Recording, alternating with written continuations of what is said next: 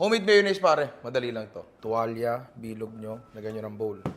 Isang itlog, 1 tablespoon ng suka, 1 tablespoon ng mustard, 1/4 teaspoon ng asin, at 1 cup ng canola oil na lalagay natin dahan-dahan talaga. Naglalagay kayo ng mantika, dapat ganyan, sobrang dahan-dahan kasi pag binadali nyo, baka hindi mabuo yung mayonnaise pare. Medyo matatagalan lang ng konti, pero pag tsinagaan nyo, ganito makukuha nyo pare.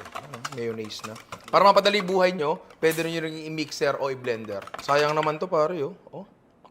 Gawin natin egg sandwich. Carrots, sibuyas, pickles, bawang, saka itlog na i-grate natin.